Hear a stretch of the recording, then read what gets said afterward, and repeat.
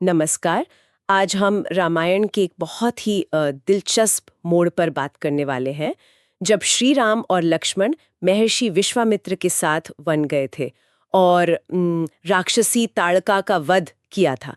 हमारे पास जो स्रोत है वो इसी प्रसंग को बताता है, तो चलिए जरा इसमें गहराई से उतरते हैं। जी, तो कहानी शुरू होती है अयोध्या से। महर्षि विश्वामित्र पधारते हैं। हाँ, और राजा दशरथ उनका पूरा मान सम्मान करते हैं, बिल्कुल। स्वागत करते हैं। पर महर्षि वहां सिर्फ हालचाल पूछने नहीं आए थे, उनका एक खास मकसद था। अच्छा, क्या मकसद था? वो राजा दशरथ को बताते हैं कि वो एक यज्ञ कर रहे हैं, एक अहम अनुष्ठान। पर कुछ राक्षस हैं जो उसमें बार बार बाधा डाल रहे हैं। मांस और रक्त फेंककर उसे अपवित्र कर देते हैं। ओहो, ये तो गंभीर बात है। जी, और इसी यज्ञ की रक्षा के लिए उन्हें राजकुमार राम और लक्ष्मण की जरूरत है।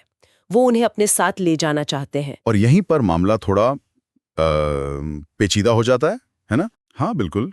राजा दशरथ एकदम से चिंतित हो जाते हैं।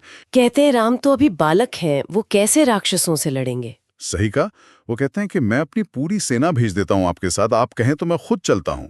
पर राम लक्ष्मण नहीं, वो भी बहुत छोटे हैं। ये एक पिता की चिंता थी, जाहिर है। चिंता तो थी ही, पर यहीं पर विश्वामित्र वो बात बताते हैं जो शायद सब जानते थे पर कह नहीं रहे थे। क्या? कि राम कोई साधारण बालक नहीं है, वो स्वयं विष्णु के अवतार हैं। उनका जन्म ही राक्षसों का नाश करने और धर्म की स्थापना के लिए हुआ है। अच्छा, तो ये बात वहीं स्पष्ट हो गई थी। जी, और फिर गुरु वशिष्ठ भी, जो राजगुरु थे, वो भी दशरथ को समझाते हैं कि महर्षि के साथ जाना राम के लिए सही है, यही उनकी नियति है, इसमें उनका कल्याण है। और फिर राजा दशरथ मान गए। हाँ, आखिर में उन्हें मानना पड़ा, गुरु की आज्ञा और महर्षि का आग्रह। तो राम और लक्ष्मण अपने धनुष बाण लेकर चल पड़े विश्वामित्र के साथ जंगल की ओर।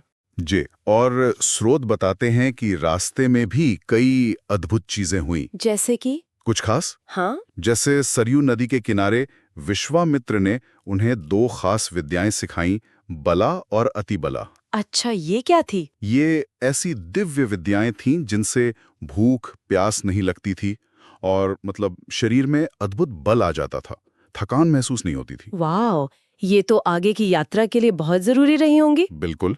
आगे जंगल में कठिन परिस्थितियां थीं, युद्ध थे, तो ये तैयारी थी एक तरह से। और फिर वो मुख्य पड़ाव आया, ताड़का। हाँ, ताड़का का वन। वो एक यक्षिणी थी जिसे श्राप मिला था और वो बहुत ही भयानक शक्तिशाली राक्षसी बन गई थी। उसका बहुत आतंक था शायद। बहुत ज्यादा।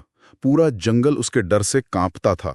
कोई ऋषि मुनि वहां टिक नहीं पाते थे। तो राम ने उसका संहार किया, पर ये आसान नहीं रहा होगा, खासकर एक स्त्री का वध। नहीं, बिल्कुल आसान नहीं था।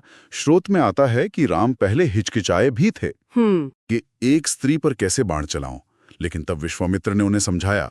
क्या समझाया? उन्होंने कहा कि जो दुष्ट है, जो आतताई है, जो निर्दोषों को सताता है, उसका कोई लिंग नहीं होता। धर्म की रक्षा के लिए, प्रजा की रक्षा के लिए ऐसे दुष्ट का संहार करना ही क्षत्रिय का धर्म है। अच्छा, तब राम ने अपना कर्तव्य निभाया। जी, तब उन्होंने एक ही बाण से ताड़का का वध कर दिया। और इस वीरता का, इस धर्म पालन का परिणाम क्या हुआ? परिणाम बहुत महत्वपूर्ण था। विश्वामित्र बेहद प्रसन्न हुए राम के पराक्रम और उनकी धर्मपरायणता देखकर।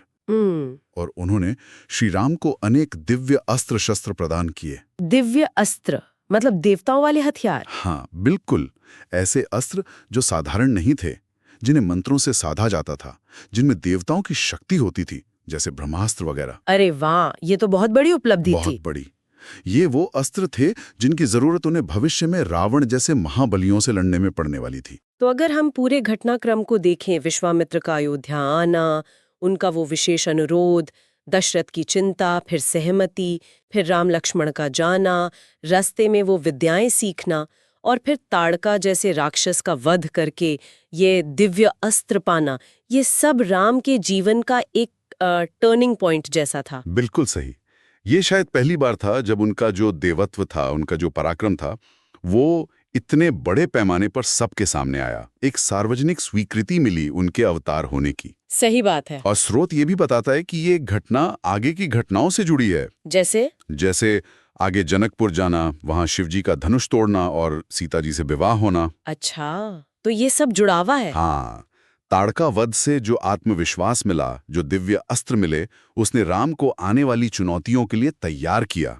एक घटना ने दूसरी का मार्ग प्रशस्त किया। वाकई ये सोचना कितना दिलचस्प है।